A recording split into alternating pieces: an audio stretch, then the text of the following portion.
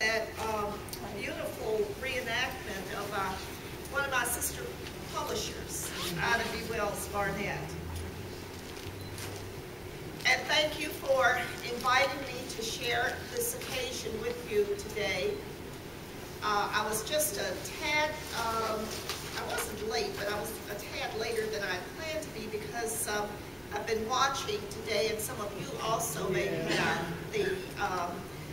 the funeral of Whitney Houston. And I was just really taken, a little overwhelmed at some of as the service continued, and some of the comments that were being made of her. And it drove me, and this is not my planned presentation, this is something that I just feel a need to share.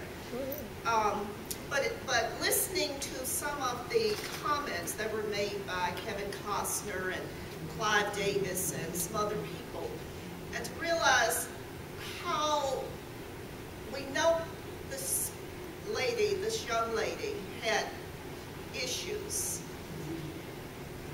but how we were so unaware of the depth of her lack of love that she felt, the lack of love she felt. There was love, but there was a lack of love that she felt. And so it drove me to my book of poetry that I had written a couple of years ago. And I looked back over some of the poems and have wondered for 2 years why I wrote that book of poetry. And I go back to it and I come to it. Why I thought I wrote it was not at all why I wrote it. But I just want to just say how important love is, and how important it is to show people that we love them when we can. And how oftentimes people we think, like Whitney Houston, who appear to be okay, you know they have an issue and a problem, but they're dealing with it. But how deep is the need to be reassured of being loved, and what we can do in that regard. And I just felt so touched by the experiences that she must have had, because everywhere she went, she was telling people, she told Oprah, and she told Clive, and she told Tyler Perry, and I mean, they were all saying how she had told them how she was doing, but nobody seemed to be able to pick up on where she really was.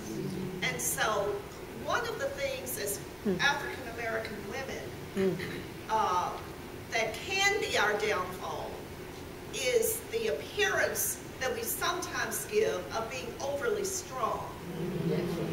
And that's a real part of who we are. And of course, it's been cultivated in us all the way back, because we've had to be strong. We've had to be exceptionally strong.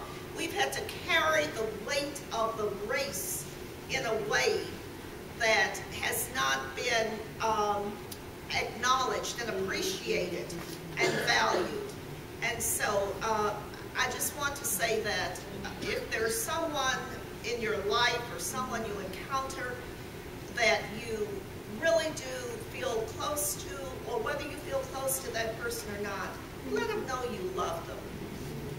And one of the things that I went back to today also was in my epilogue, and it said that I had heard a person on the TV say something to this effect, that if you feel there's something missing in your life, it's whatever that you think is missing is what you have not learned to receive.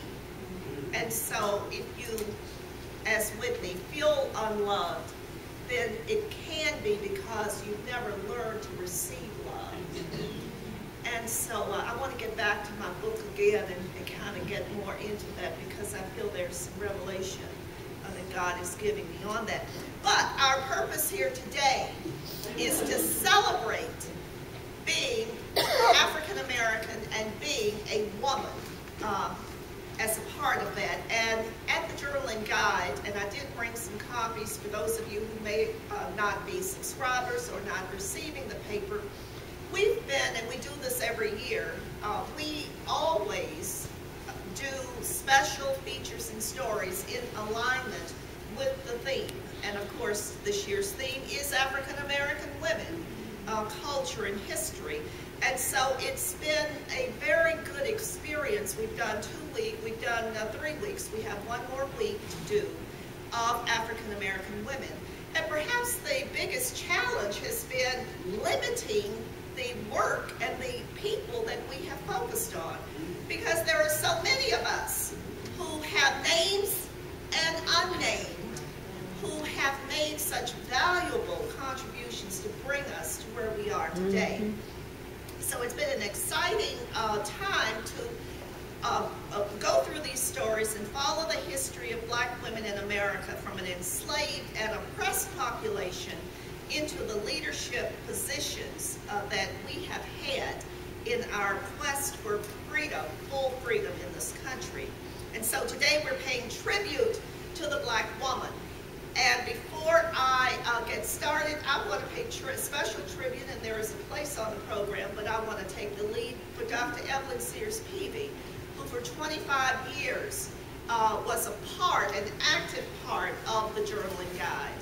And recently, when we moved into our new location, the first person to acknowledge that and to send me a beautiful flower for my desk was Dr. Peavy. And she has just always been a joy to the Journaling Guide and to me personally. And I appreciate and value, and I love you, Dr. Peavy. I want to talk a little bit today about the black woman's look. And I want to give honor to the black woman's look. And I often joke with my son. I only have one child. God knew I couldn't handle but one, and I thank him dearly that he sent me a boy, because it was that son who, as a single parent, was the one who put his own bicycle together and who put the lawnmower together and all those things that had I had a girl, she and I probably would have been trying to read the directions. But somehow he instinctively knew how to do these things. I still don't know how it happens, but he did. And I often joke with him about the so-called black man's look, and we've all seen it. It can be a hard, unsmiling, and daring look that commands attention, and sometimes even fear. And it suggests that the black man is not to be disturbed. It is a look that I feel is born out of our history of racist marginalization that black men have been subjected to, and it's a look that says, I am not to be reckoned with today. Leave me alone. Well, in a poem I wrote to honor black men, I hinted that this look is really and can be seen as a haughty air that they sometimes show to keep intact their souls they dare not bear. The black woman has her look too, that is born of similar yet different experiences. It is a look that defies the images that we have been assigned by those who really don't know us. Through the years, black women have had to contend with being popularly characterized and caricatured in one of 3 major ways, either as Mammy, as Jezebel, or as Sapphire. And none of them has been complimentary. As Mammy, she is a loving and caring giver of herself to, during slavery, her master, and later her boss, and especially his children, and all others who hold her in a subordinate position. Mammy cares for and loves everybody assigned to her except her own family and children, who are never seen. That's because Mammy has no other life or purpose but to please those outside of her family that she tends. We know Mammy well. She has been seen in many movies, including the recent hit The Help that won last night the National NAACP Best Movie of the Year award. Mammy has a docile look. Then there's Jezebel. The black woman who is seen as wanton and lustful, if only because she is beautiful. She is seen as sex-crazed and asking for sex from any man who comes into contact with her.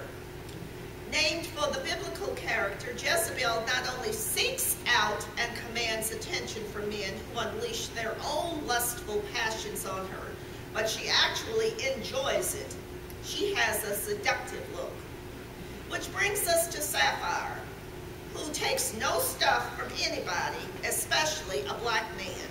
In fact, Sapphire can be depicted as an emasculating black female who gets great joy out of hurting men. Sapphire has the evil look of an angry black woman, hand on hip and head thrown back. These historically popular caricatures of black women are all designed to marginalize and reduce the power of who we as black women truly are. In 1851, Sojourner Truth addressed the issue of womanhood. In her now famous, "Ain't I a Black Woman?" Speaking at a woman's convention in Akron, Ohio, Truth said, "I want to say a few words about this matter. I am a woman's rights. I have as much muscle as any man and can do as much work as any man. I have plowed and reaped and husked and chopped and mowed, and can any man do more than that? I have heard much about the sexes being equal. I can carry as much as any man and can eat as much too if I can get it. I'm as strong as any man that is now. As for intellect, all I can say is, if a woman has a pint and a man a quart, why can't she have her little pint full? You need not be afraid to give us our rights for fear we will take too much, for we can't take more than our pint will hold." The poor men seem to be all in confusion and don't know what to do. Why, children, if you have women's rights, give it to her and you will feel better. You will have your own rights, and they won't be so much trouble. I can't read, but I can hear. I have heard the Bible and have learned that Eve caused man to sin. Well, if a woman upset the world, do give her a chance to set it right side up again. 3 years ago, the National Congress of Black Women, after expending $500,000 it collected and hundreds of hours lobbying, dedicated a statue of Sojourner Truth in the U.S. Capitol's newly formed Hall of Emancipation. Her statue was the first to be placed there and the first woman. Dr. E. Faye Williams, who is chair of the National Council of Black Women today, said in an article in our paper last week that history tells us that if you want something done, just tell a black woman she could not do it. Once she gets started, you either help her along or get out of her way. There has never been a time when black women have not spoken out forcefully on behalf of black advancement. We have known that racial justice and equality, social mobility, and economic power all were intertwined with our being politically active. Perhaps nowhere was this more powerfully illustrated than with Ida Wells Barnett, a woman whom you are calling out by name today in tribute to her as a black journalist. Wells Barnett spoke out forcefully on all racial disparities, but it was her opposition to lynchings for which she is most famously remembered. Wells Barnett introduced the idea that lynchings were not just being done to black men by white men based on the perceived threat to white women. While it was true that black men were being lynched by racist whites because of their perceived attraction to white women and the rape of white women, equally true, as she pointed out, was the threat of advancing black economics that whites wanted to squash.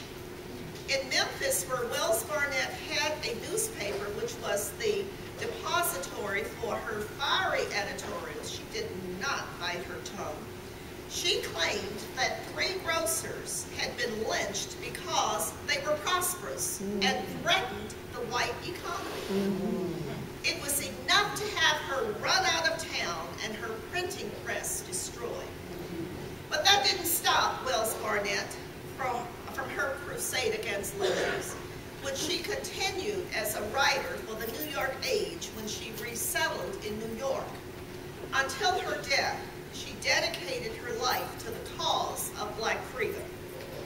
Speaking to an audience at the Newsom House in Newport News a few weeks ago, I heard Dr. Cassandra Newby Alexander of Norfolk State speak to the determination, to the eyes of determination that Wells Barnett and other black women leaders have displayed. And that's what I like to call the black woman's look.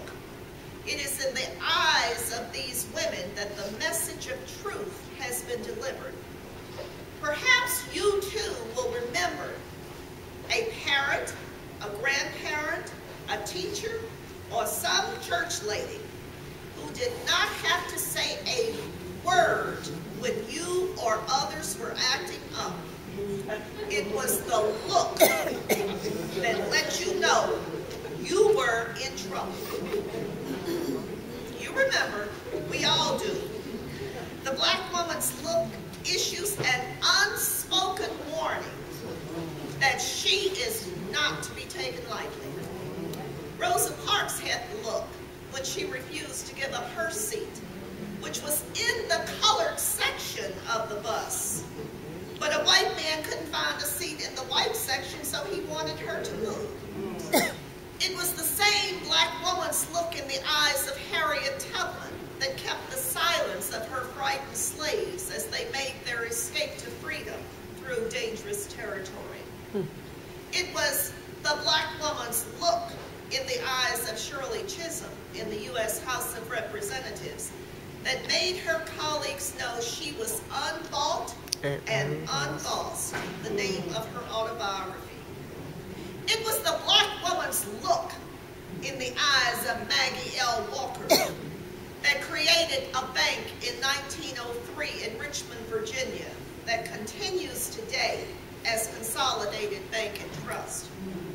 It was the black woman's look in the eyes of women like Fannie Lou Hamer and Evelyn Butts and Vivian Carter Mason and Eileen Black and Diane Nash and Ella Baker, and the list goes on and on and on, to Evelyn Peavy, the black woman's look, that told the story of courage and determination in the face of odds.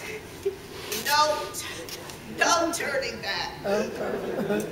And it is the black woman's look in the eyes of Michelle Obama today that sets the standard for black womanhood, even as distractors attempt to denigrate her as having a derriere that is too big.